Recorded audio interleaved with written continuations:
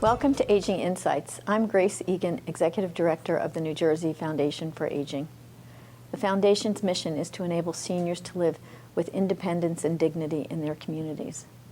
Aging Insights is produced by the Foundation to provide information and resources to boomers, seniors, and caregivers. The primary focus of the program is to connect people to community-based programs. On this episode, we were going to share some of the details from the New Jersey Elder Index data and speak with two experts on housing issues. I'm joined today by Arnold Cohen, Senior Policy Coordinator of the Housing and Community Development Network of New Jersey, and Kim Cole, Education Outreach Coordinator at Navicor Solutions. Thank you both for being here today. I know I've spoken with you both in the past about housing issues and about the Elder Index. The Elder Index is a report that the New Jersey Foundation for Aging has done since 2009. And one of the shocking, I will say shocking details is that we know that 30% of all New Jersey seniors rely solely on their Social Security benefits, which was not what they were really meant to be. And we also know that there's a growing gap between people's living expenses and what their income is. So if you're on a fixed income, there really are some very serious questions. So when we look at the cost for a single renter in a one-bedroom apartment, we know that the costs are $29,500, for instance. And this is the state average. So it's a little less in some counties and can go up as much as to $31,000 in some of the more expensive counties. So when we look at what the average Social Security is for a woman in New Jersey, it's $15,191. So you could see right away that there's a significant gap between the income for the person who's solely relying on their Social Security and what their rental costs might be. When we look at the monthly cost of somebody living in a one-bedroom apartment, we know that they spend 47% of their income on their housing expenses. And for a single person, this is their most expensive cost. When someone's a couple, it goes up to about $40,000 for them to be in that one-bedroom apartment. And yes, they may have two Social Security benefits, but their most expensive cost at that point is really their health care. So which is why I really wanted to focus on housing issues, because I think it's so important and it's the biggest support. We talk about connecting seniors to food programs and a variety of other programs that can help them and improve their quality of life. But housing is the one that gives them the most economic bump, shall I say, gives them the most security that they could possibly have. So I'm really pleased that you're both here today. As I said, we've talked about this in the past. But Arnold, why don't you tell people a little bit about the Housing and Community Development Network of New Jersey? Sure. So the Housing Community Development Network, we're in our 25th year, and we're a statewide network of nonprofits that are there in communities throughout the state, trying to provide homes that are affordable and working on making those communities better places for people to live. Some of our members are dealing with senior housing, others housing for the disabled, others housing for an array of people that are based within a certain community. So it has a variety, but the issue that they're all facing is being able to get the resources to be able to do their job in a better way. Mm-hmm. And as a network, we connect all the groups to be able to give them the training they need and to work on policy issues so that policies on a state, local, and federal level are reflecting the needs of lower income people throughout the state. Mm-hmm. Yeah, I imagine that's probably the most complicated issue to work on in terms of federal, local, and statewide policy issues. So, but we've had a housing shortage for decades, absolutely decades. And how do we know what affordable housing units we need? Yes. Yes? So, and the reality is, so here in New Jersey, for example, we have over 250,000 households that are paying over half their income for housing. So that's really folks that need a better housing situation. When you're paying, as you were saying before, when you're paying over half your income for housing, it's not leaving enough money for those other necessities in life. And although we've been facing a crisis for a long time, it's getting worse. The amount of dollars that are coming from the federal government to be able to address housing needs are less and less each year. We have state government that is not over this current governor. There has been zero amount of money put in from the state coffers to help create new housing opportunities, either through rehabilitation or building new. So we need to reverse that. Right. Well, I definitely appreciate that. I guess I sort of wonder at times what affordability really means. And I know I've mentioned this in the past, but I was surprised to find out that my township had senior affordable housing. And I contacted the senior manager because I wanted the details. I was surprised, having lived in the community for over 25 years, that we had these housing units.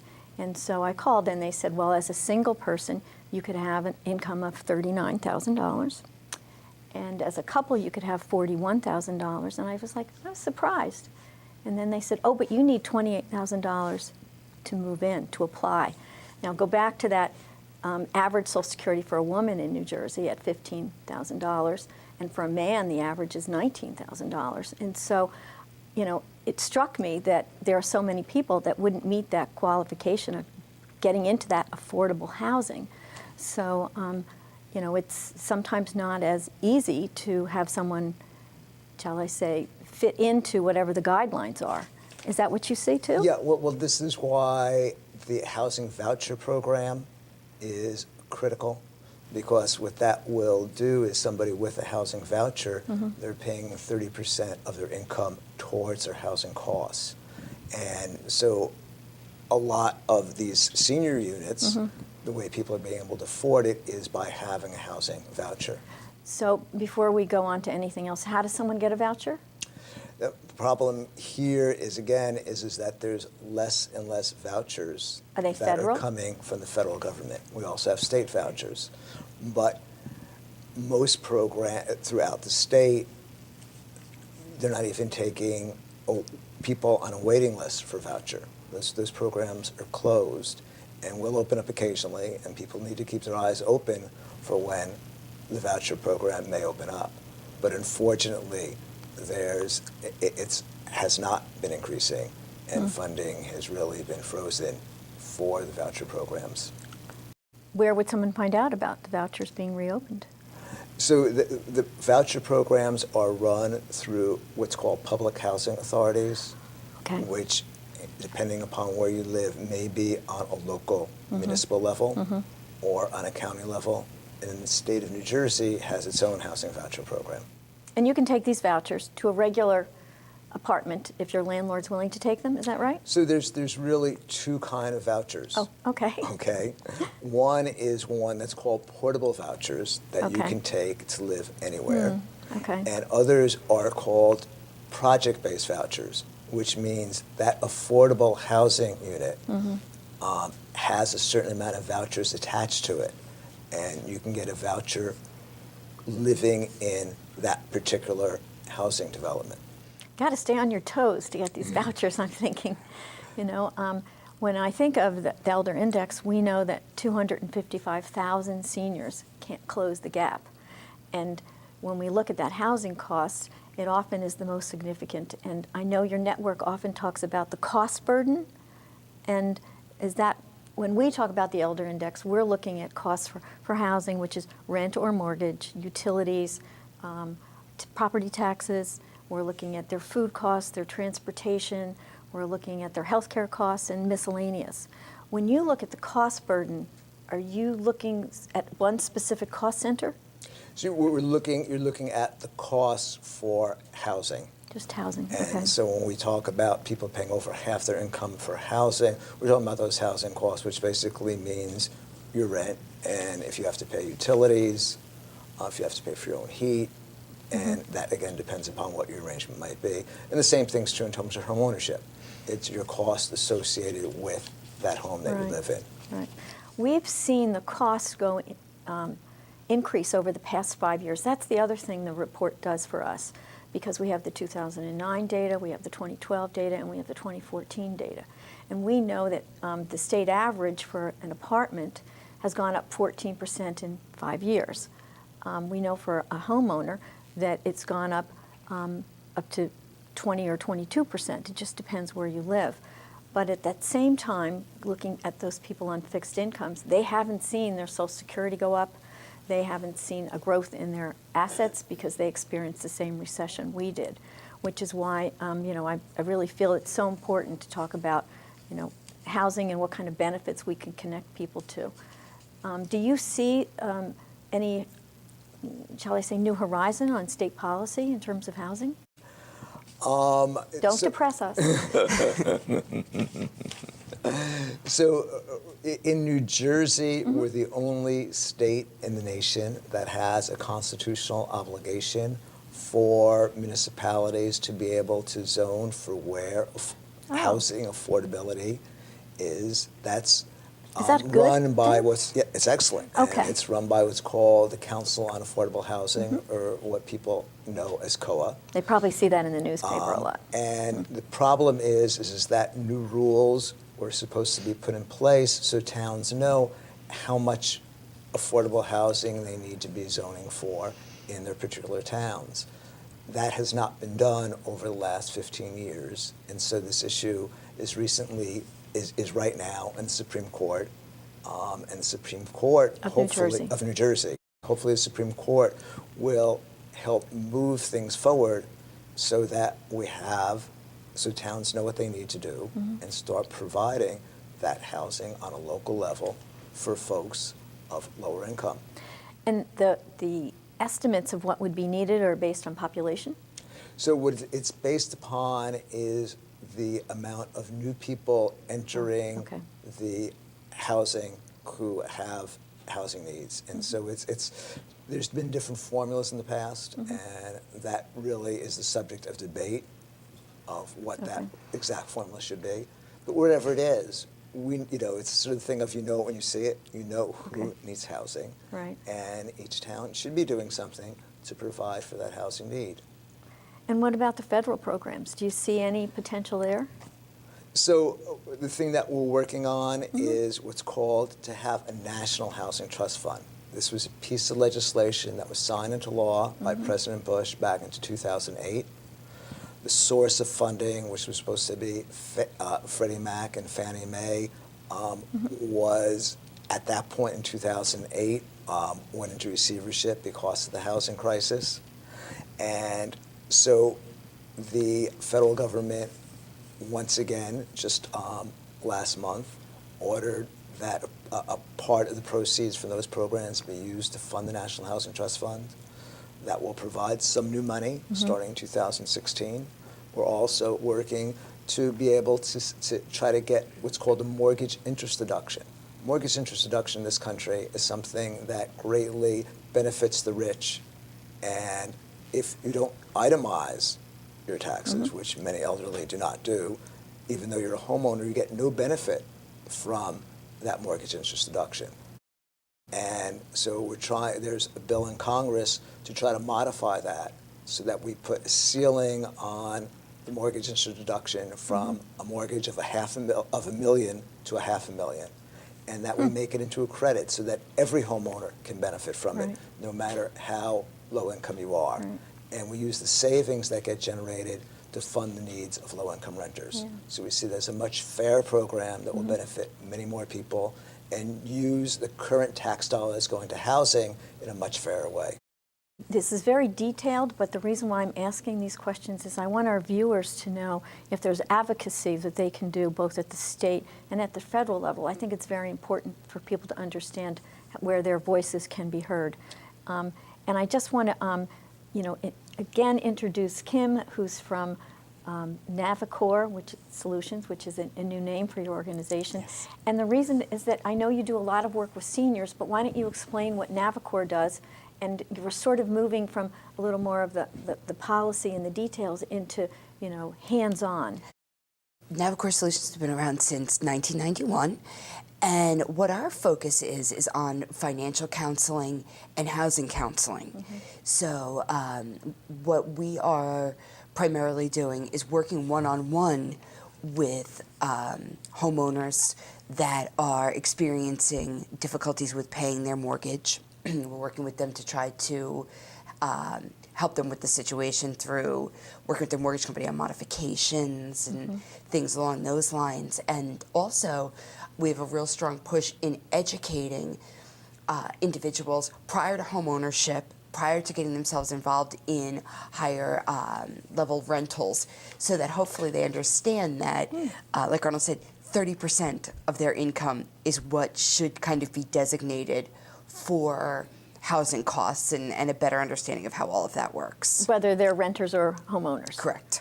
And I know I'm often asked questions about reverse mortgages. Yes. And so I think your work with reverse mortgages is very important for people to understand. Definitely. We are one of the federally recognized agencies through Housing and Urban Development to perform the required financial education and counseling for the HECM, or the home equity conversion mortgage, the reverse mortgage, which I personally think is one of the biggest benefits of that loan product, because that loan product as a whole can be a very difficult one to maneuver through.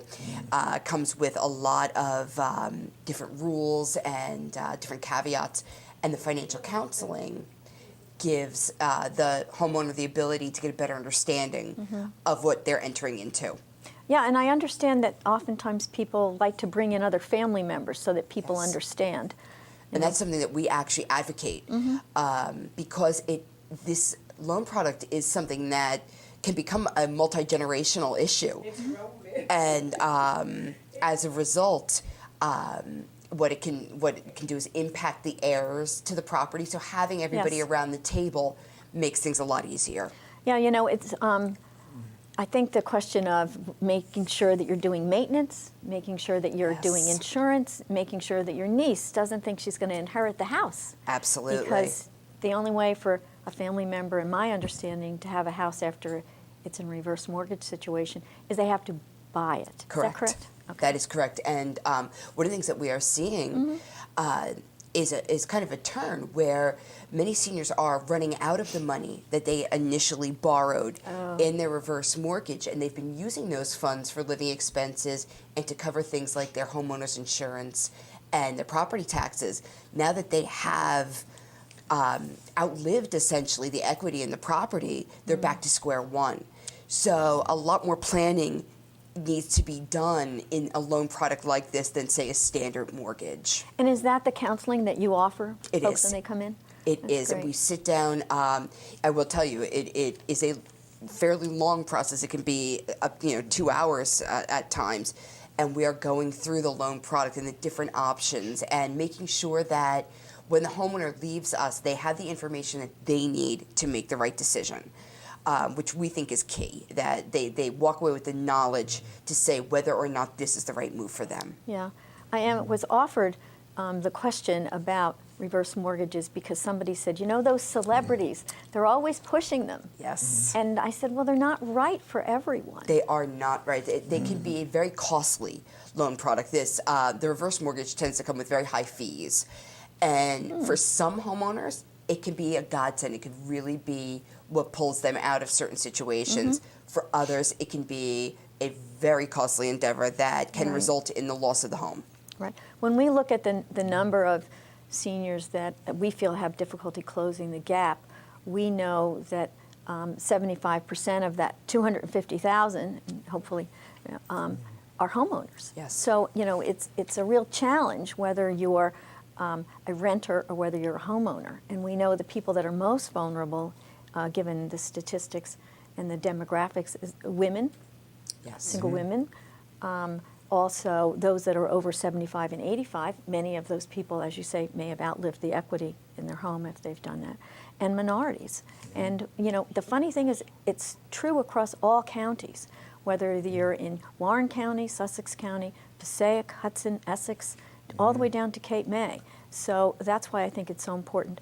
But when I think about some of the counties, I know Navicor Solutions has done a lot of work with Sandy victims. We have. Our office base is located right in Monmouth County, kind of right in the heart of where the hurricane impacted. So we've been doing a lot of work with Monmouth and Ocean County residents. And what we are still seeing is there are still a number of families that are displaced, and that there is still a lot of need out there. Even after 2.5 years. Absolutely. We participated in several different initiatives, one of them being the Sandy Homeowner and Rental Assistance Program. And quite frankly, we were amazed to see how many people 2 years later are still trying to balance a mortgage and rent at the same time and focus their funds and their energy on rebuilding their home. Do you see people going into foreclosure because All the time. of their Sandy damaged property? Absolutely, all the time. Sandy damaged homeowners are in a very strange predicament in the sense that their home has been destroyed, yet they still have the same balance on their mortgage that they had prior to the storm. And for a lot of them, trying to make the determination on whether or not it's worth it to now Rebuild. have to, in a lot of cases, borrow more money, whether it be from the SBA, Small Business Association? yes, Sorry. or other organizations to do the rebuild on top of the existing mortgage that they have on a property that essentially is worth nothing at this point in time, is a very, very tough decision. And again, a lot of the Sandy victims live for today, and right now they need the rent paid because that's where the roof is over their head. And if there's not enough money to go in two places, we have found that a lot of them are letting the mortgage go and focusing the funds, of course, on their current rental, which doesn't make things any easier for them, unfortunately. And I presume you've seen a lot of seniors. What sense do you have in terms of seniors that have been displaced? My concern when it comes to the seniors that have been displaced is that they may not be as savvy to how all of this works as maybe somebody that is younger and willing to get in there and kind of fight for what they need. I think it can become a little overwhelmed by the fact that they're dealing with the insurance company, they're dealing with the government, they're dealing with FEMA, the rent and the mortgage, and it becomes incredibly overwhelming. Right. And for seniors, a lot of them lost homes that they have been in for 40 and 50 years. That puts a whole different spin True. on the loss. So I think that the stress level, the anxiety level that comes with the loss of the property, their health was not perfect prior to the storm. We've seen many seniors' health continue to fail at a quicker rate. Matter of fact, there were some studies that were done for the emotional impact the storm has had, and it's quite upsetting to see the toll that this has taken on the seniors. And I would say we've probably seen about 50 or 60% of the people that have reached out to us for assistance be members of the senior community. And I would imagine that there were shortages in facilities, not homes, but in facilities before, and maybe some of this catastrophe has forced them to sort of change their living situations totally too. I think Definitely. you were mentioning some assisted living spikes as well. Yes, we were seeing a kind of an uptick in assisted living facilities. I think they said that there was an estimate of about 18% of an uptick right after the storm. We've also seen a number of families now multi-generationally living together in much smaller accommodations than they would have planned, because the fact that with a senior-based income, their rent may have been comfortable or their mortgage may have been comfortable, but trying to balance both now is just way beyond their means. Right. Well, I appreciate your empathy, I think, when I see when you talk about your clients. And Arnold, I mean, given all this, do you see an additional push, perhaps, with the housing policy? One of the bills that we've got introduced in the state legislature is one to put a moratorium, a 3-year moratorium, on foreclosures for people that were affected by Sandy. And we'll be pushing on that piece of legislation. There is going to be a third round of money for Sandy. There's a website that the state has, New Jersey Stronger.org, that people can go to find out what the current programs that are out there. So this is a continual issue in New Jersey. that we will be fighting to try to address those needs.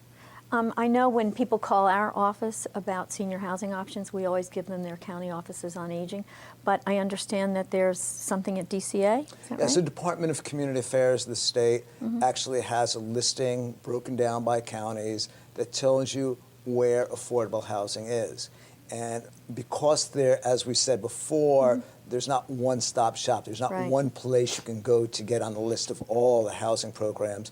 This at least gives you a list, and you can then call up each of the senior, housing Or communities. public health, not public housing. Or public sorry. housing, Right. and to get on the waiting list.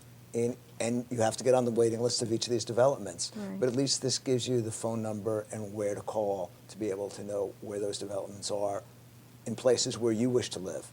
I think that's important because we want people to be able to stay connected with their communities. So I want to also make sure that people know how to get in touch with Kim, and so you have a 1-800 number? We do, 1-800-992-4557. When dialing that number, that gets you directly to a financial counselor who has a wealth of resources. They can get you right over to our housing department if there is an issue with mortgage or an interest in counseling for reverse mortgage. And one of the things that we do, and I think we do best, is just a general education for people that are struggling with their finances. Well, I appreciate that. And I think what's important here is that there's a lot of folks out there that are scams that are saying, we'll provide you financial information. Right. Places, Yes. HUD counselors do that for free. If somebody's Absolutely. charging you money, don't go to them. Go elsewhere.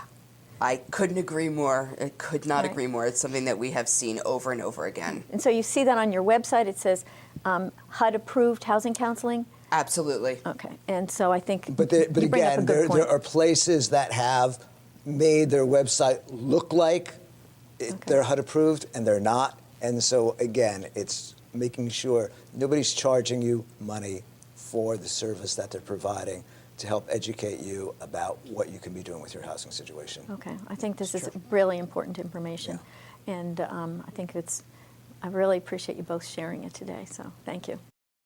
Aging Insights is produced by the New Jersey Foundation for Aging and is made possible by donations to the foundation. To become a sponsor for Aging Insights, please go to our website, which is www.njfoundationforaging.org, or you can call our office at 609-421-0206. All of our previous shows are also on our website, so you can see them, a lot of topics. And we want to remind you to find out about senior services in your area to please contact your county office on aging. And their numbers are on our website, or you can call the state hotline number at 1-877-222-3737. Thank you for watching this episode of Aging Insights. And remember, aging is everyone's business.